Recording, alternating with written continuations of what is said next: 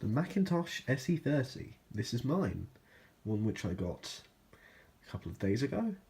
It's had a lot of work done to it. Technically it's not the same SE that I bought. And I'll explain. Oh shit, my drugs. Shouldn't really show that. So, the SE30. Now, I got it a couple of days ago, as mentioned. And it was in not the best condition. The case was horribly discoloured. When I got it, there was a massive crack here. Actually, a piece was missing, quite sadly, and I found a piece which looked like it was from here, but wasn't. Which is a shame, although I have about 3 spare cases for SEs, and I think 2 of them are from SEs, and one of them is from an SE30. So here I am with a few spare parts, and I was able to get a case for it. I went about retro-brighting it, bringing up the colour back to its original state, and then I wanted to tackle the electronics. The logic board that was originally in it had acided out so much, the battery exploded, and so much alkaline went everywhere. Apparently it's alkaline, not acid. Went everywhere all over the board. Wherever it is, it's corrosive and conductive. And it went all over the board, taking out one of the IC controller chips. I believe it was the one for the video as well, which is quite a shame. And it took out an onboard capacitor. Wasn't one of the electrolytic ones, sadly. It was just it was one of the other type of ones. So that board was gone, too far gone for me. I stop at repairing boards when I have to run more than one bodge wire. It just becomes too complicated and just a bit silly.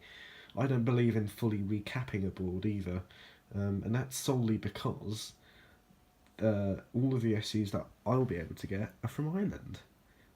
Really, they were manufactured in Ireland, not in the USA, and they don't use the same parts. And mostly the things that go wrong with these are that the battery is exploding rather than anything else. So I found a donor board which was missing a headphone jack, which was my own fault, and put it in. And I was greeted with the flashing question-marked floppy disk. So the hard drive wasn't working. Oh no, I thought. So instead of trying to repair it, I tried to look for another one that I had. I have about 3 scuzzy 50-pin drives. One of them is I believe it's a 1 or 2 gig. Doesn't like formatting on SE30s for some reason. Couldn't get that to recognise on this thing for some reason. And I had my own drive, which I popped in here, which apparently failed after being in storage. The heads just crashed. And I couldn't free it up, and I ended up breaking the thing. What actually happened was the head came off the actual spindle. The actual arm. I don't know what the technical term is.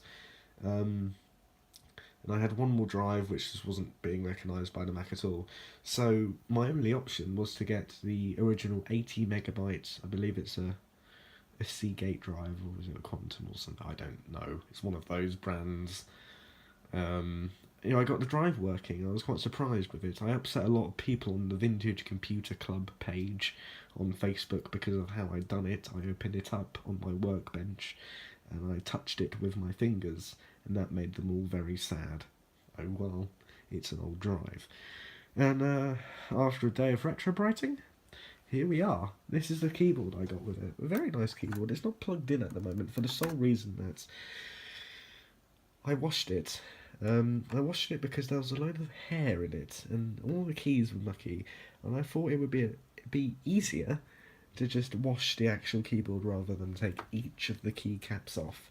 So it's still damp. I haven't plugged it in yet. I don't want to because I don't want to kill it, because it's one of the most nicest keyboards I've ever seen.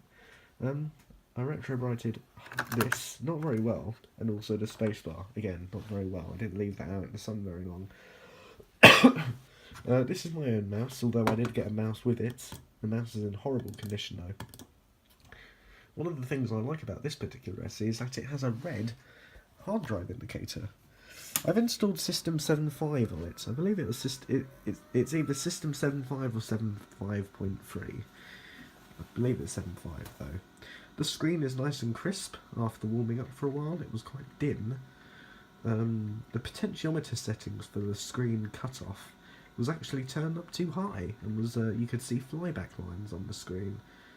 So I've turned that down. I've readjusted the focus. There's absolutely no burn-in on this screen. The screen's been adjusted properly. Sometimes, for some reason, people tend to fill out the screen on these things. You're supposed to have a black border across, which is what we have here. I'm going to turn the brightness down so you can see just a wee bit better. It loads up fairly fast into 7.5. There's not much on the hard drive at the moment, so it's not really loading much. Here we are. There's not really much to say. It's just a basic install of 7.5. If we go to About This Mac, we'll be able to see that this Macintosh SE30 has 8 megabytes of the original RAM installed. Yes, there's not really much to say. It did have RAM doubler installed, which would have bumped it up to 16 megabytes of RAM. I want to try RAM doubler again, see what the performance difference is like. Now, the next task is loading up some programs onto this thing. Now, I do have a couple of videos which I'm going to tie onto this of me repairing the hard drive, and I explain how I do that. So, thanks for watching. There's more videos to come of this. I haven't forgotten about the Bush TV22, by the way. There are more videos to come of that as well. A part 2 would help a lot. So, until next time, thank you for watching.